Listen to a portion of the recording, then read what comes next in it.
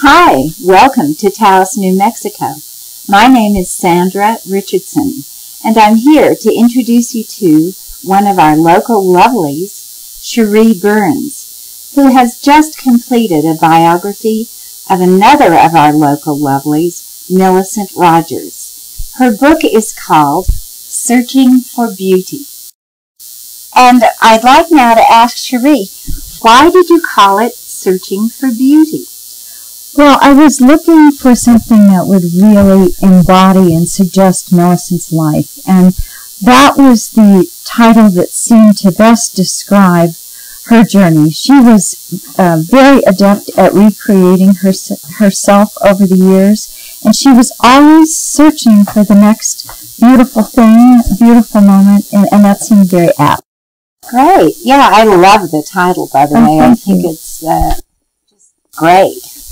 We're all searching for beauty in one way or another, I think. And in Taos, there's an abundance of resources in which to search. So now, why did you choose Millicent? Of all the amazing people in Taos, why Millicent? Well, many of them, and particularly the women that are legendary here, had already been written about. So first, I think I was really seduced by looking at the photos of Millicent at the Millicent Rogers Museum and thinking, who was this woman and why don't we know more about her? And then the more I looked into her story, and it was so interesting, and it had never been done. That's always compelling for a writer. You've got a debut, don't you, at the Millicent Rogers Museum? I do. The first time that I'll speak about the book in New Mexico will be at the Millicent Rogers Museum on September 28th. And then I'll also speak about it at the Harwood Museum on October 7th. Great. And for those of you who haven't visited Taos, you really need to check out the Millicent Rogers Museum, which has probably one of the most fabulous collections of rugs and Indian jewelry that'll just make you drool. It's a fantastic museum for such a small town. And so you'll get to see Cherie there, you'll be able to get the book there, and you'll be able to hear all about Millicent. And what do you think is one of the most interesting stories that you found out about Millicent? Well, once again, it goes back to her ability to always recreate herself. But when she came to Taos, she so jumped into embracing the Western lifestyle. Here was this woman of enormous wealth that had, lived the life of great society and the glamour of Hollywood. And she came here and she wholly embraced the life in Taos. She loved the Indians and she began to dress the part.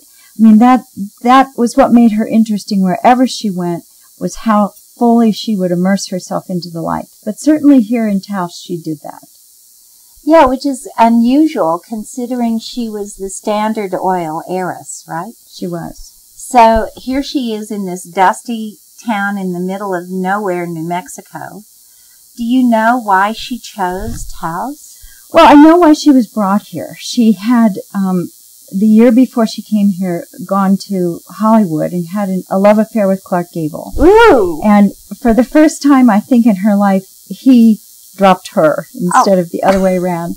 And the people that she was staying with, and the actress Janet Gaynor and her husband, Gilbert Adrian, who was a great dress designer and had designed a lot of clothes, not only for Hollywood, but for Millicent, they wanted to take her mind off of her loss and her heartbreak. So they brought her here. And it was a surprise that Millicent took to Taos. And I think that she changed her palette for beauty in a lot of ways. The minute they came up out of that canyon, like so many of us, she said, why has no one ever told me about this? And she just attached viscerally to the place and to the people. She loved it. She really loved Taos. She did, and that's really evident when you go through the Millicent Rogers Museum. Her love of Taos and its culture, its multicultural aspects, is just palpable in the things she collected, the way they're presented. It's a beautiful, beautiful. Well, she had great taste, and no matter what she collected, whether it was Fabergé eggs or, concha belts, she always picked the best, and that was that. And so now I heard that she actually influenced Ralph Lauren into maybe incorporating some Southwestern elements into his designs? I don't think there's a direct connection there. It's funny, some of the other designers in the last few years have mentioned that she was an inspiration to them. I haven't heard Ralph Lauren say that, but I certainly think that the Western style that he's the epitome of reflects her style and what she did in incorporating those Southwestern elements into her fashion. And that's what Millicent did wherever she went. She always mixed the very refined, the couturier, with unrefined, primitive elements. And that was really her distinguishing trademark on clothing wherever she went. Oh, wow. That's really great. I think it's amazing that she lived here. What was the most interesting thing that you found out about her in the extensive research that you must have gone into this book? Well, there were a lot of things about her and her family along the way. I think one of the things that here in Taos surprised me was that she really did have a great affection for Tony Lujan. And in the beginning, in a lot of the research that I saw, early on she denounced that. I think Mabel was somewhat jealous of her relationship with Tony, or what she supposed was their relationship. And Millicent told Frank Waters that there really wasn't anything to that. And I think at the time that may have been true. But I think as her years wore on here, I don't know that they had a personal relationship. In fact, I would think that they didn't, or not an intimate relationship. But she held him in very high esteem and cared enormously for him. And in some ways, and I think the Indian life that he represented to her became a real model for a philosophy and a way of living. Now, she was closely associated with another young Indian man here, so she had another relationship with a man from the Pueblo. But I think she held Tony Lujan in such regard, and that was a surprise to me. I hadn't really seen that written about or talked about. Just for those of you who don't know, this little bit of gossip, Tony Lujan was actually married to another doyenne from the East whose name was Mabel Dodge. And she actually was responsible for getting people like D.H. Lawrence to come to New Mexico, and specifically to Taos. So it's all kind of this wonderful enmeshment that I guess you get in most small towns, but here it's really quite something. But she loved outhouses and privies and camping, and those just aren't things that you really associated with this larger-than-life Standard Oil heiress. But by the time she got here, she was really open to learning about all these new things, and I think she really enjoyed them from what I've seen in letters and conversations with people.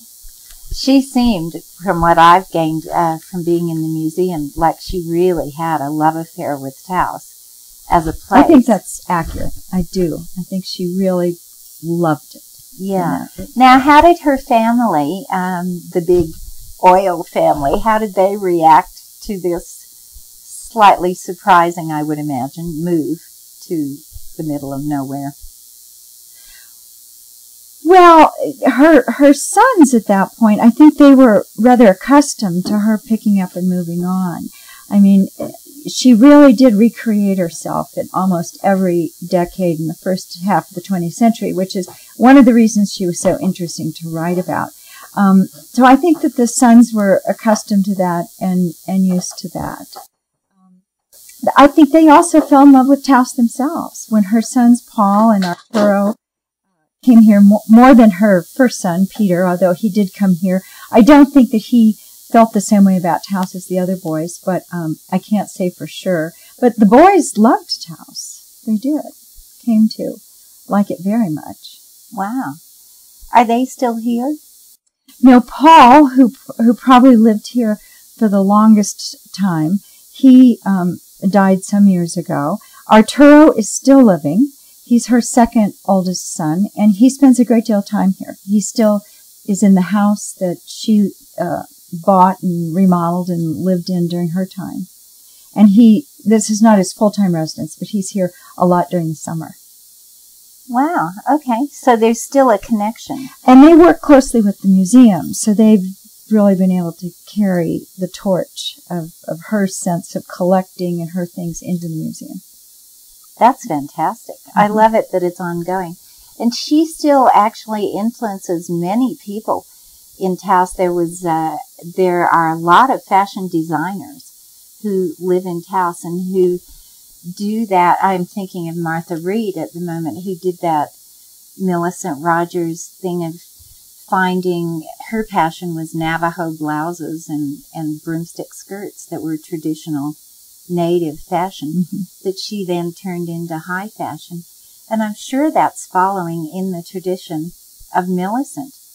Did Millicent ever launch like Taos fashion anywhere else? What she did do, because she was friends with so many leaders in the fashion industry, her friend was Diana Vreeland, who at that time, when Millicent came here, was an editor at Harper's Bazaar. So people looked to Millicent to be a trendsetter. So when she went back to New York with her arms full of silver bracelets and her turquoise pieces and her concho belts, the magazines and the fashion arbiters of the time took note, and she would be photographed wearing her jewelry and mixing it with different pieces. So she didn't really actively launch the clothing or the apparel here, but her image certainly exported it to a wider national audience. And it surprised me. I wasn't aware of it. You know, we have such a short collective memory here that she's very well remembered in New York fashion circles. She cast a very, very long shadow on that world. Wow. That's amazing. It is a long shadow from Taos to New York. That's saying something. It was 60 years since her heyday in the fashion world in the 40s. But they remember her well. I mean, she was mentioned in the Christian Dior shows in Europe this last year, inspired by Millicent Rogers. So she's well remembered. Oh, that tickles me. I think that's really great. And it's definitely another reason why people should come and have a look at Millicent's collection and the fabulous photos and read your book. I hope so. Yay. I sure hope so. So if you were going to describe Millicent as your friend to someone who didn't know her, how would you describe her? That's a tough question. I would say this is a very complex woman that has lived a lot of lives, but she's also a little bit fragile. I think that Millicent had so many people, beginning with her very, very rich father, trying to tell her how to live her life and how she should conduct herself and what she should do. And I think one of the really heartening things in her story is that she resisted that more successfully later in life than earlier in life, but she was very much determined to live her life as she wanted. And I think that would be careful to keep in mind that she doesn't need anyone else telling her what to do. Right. She has a mind of her own and a lot of experience, and is a little bit fragile. And even after 4 years of research and reporting and writing, there are things about her I don't wholly understand. You know, I couldn't channel her. Funny, in Taos that usually works. People have asked me that, but I just couldn't get that close. But you will be, tell me again when you will be sharing and where some of the stories from the book. I will be speaking about it first. The book comes out September 13th. That's when you'll be able to buy it in stores. You can actually pre-order it now on online and Amazon and in Barnes & Noble and places. But I will be speaking about it first here on September 28th at the Millicent Rogers Museum. And then I will be speaking about it at the Harwood Museum. It's a Somos-sponsored event on October 7th. So I'm excited. You work this long on a book in a community and people ask you about it and you're sure that you either don't tell them enough or you just bore them to tears. You know, they're probably tired of hearing me talk about Millicent Rogers, but that will be the moment when I really get to show some Photos. There are some wonderful photos in this book. It's just a sampling of all the wonderful photos taken of Millicent. But they will be in the book, and when I speak about it, I hope to be organized at that point with PowerPoint and be able to show some photos. We couldn't fit them all. Fantastic. Well, we're really looking forward to reading the book called Searching for Beauty. It's a fantastic title about an amazing woman, written by another amazing woman. So when you come to Taos, be sure to put this on your agenda and take a book home with you. Thanks. Thank you so much. Thank you, Sandy.